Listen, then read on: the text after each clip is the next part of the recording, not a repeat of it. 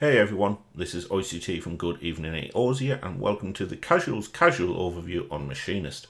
In this video I'll go over the opener, a few optimization points that even me, the most casual of casuals, is able to use, as well as my overall thoughts on Machinist as a job in Shadowbringers. So to begin with, the opener I am going to show you was derived by those brilliant people over at the Balance on Discord. They are the brains behind all of the great openers and rotations, and without a doubt, if these great people didn't do what they do, then we would be lost. Well, I would be anyway.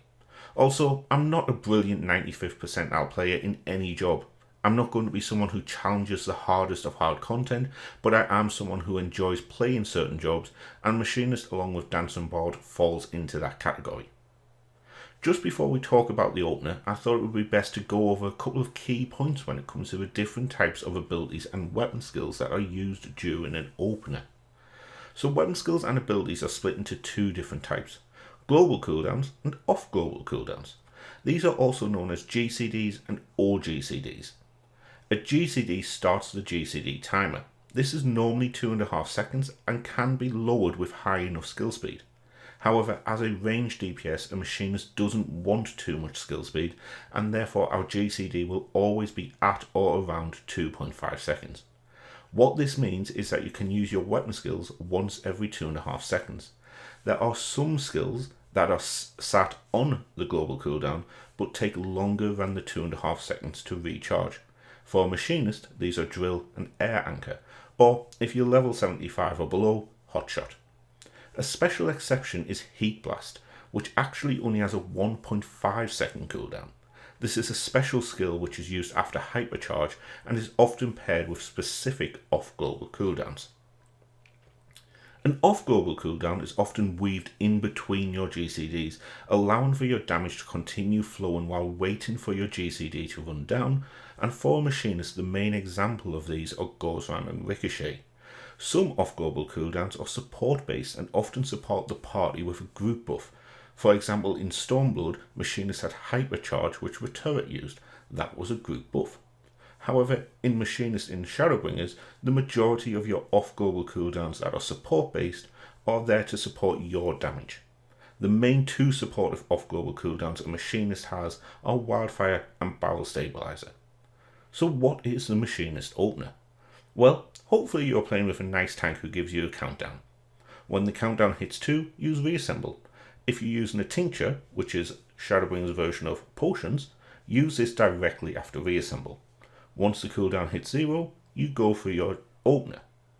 You start with Drill, then Goes Round and Ricochet, Split Shot, Barrel Stabilizer, Slug Shot, Air Anchor, Goes Round, Ricochet, Clean Shot, Goes Round, Hypercharge, Heat Blast, Wildfire, Heat Blast, Ricochet, Heat Blast, Goes Round, Heat Blast, Ricochet, Heat Blast, Goes Round, Drill, Ricochet, Goes Round, Split Shot, Ricochet. Now in the opener I'm about to show you, I did miss the second Drill. I used Split Shot instead, and therefore the next Split Shot was actually Slug Shot. However, in a perfect world, always use Drill, Ricochet, Goes Round, Split Shot after your Wildfire has expired. So, now that we've talked through the opener, let's see it in action.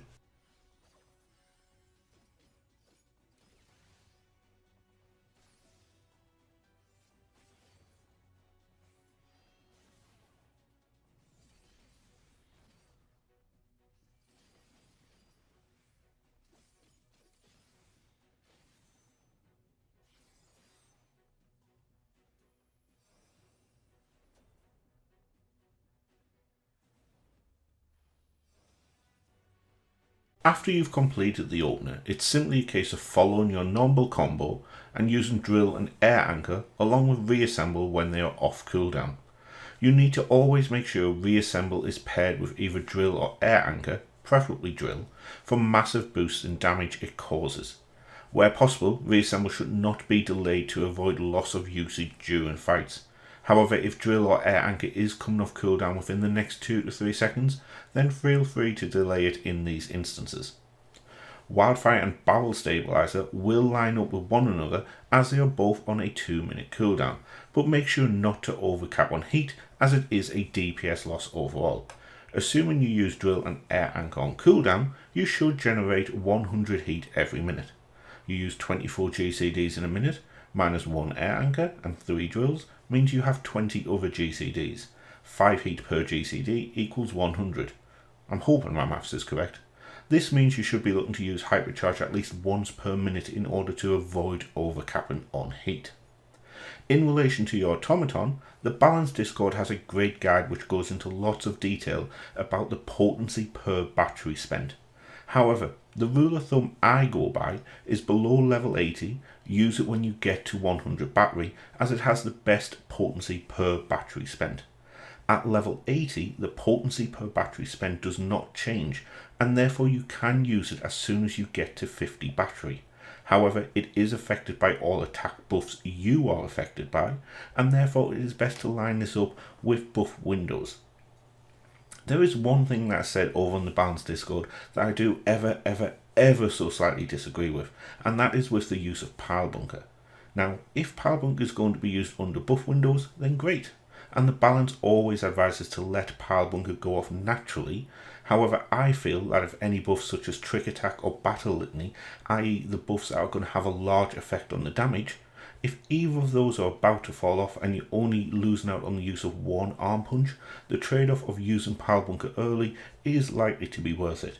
Again, just to reiterate, this is my own personal feeling towards this, and I would not suggest people take this as gospel, as those people over on the Balance have forgot more about the inner workings of Machinist than I probably know, and therefore I would always defer to their knowledge, but like I say, I like to do this.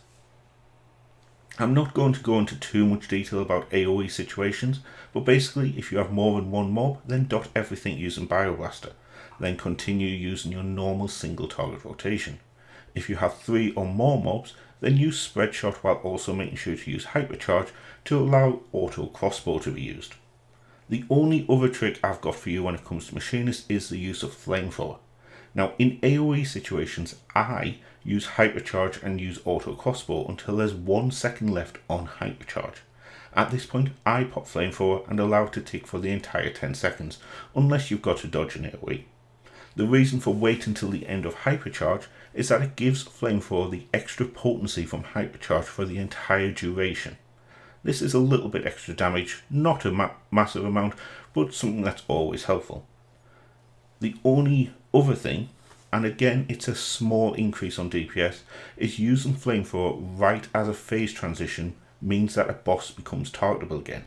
For example, in Titania Extreme, when the big ads appear, or after she does her massive attack, if you use it just about as she becomes targetable, you will get a tick of Flamethrower damage.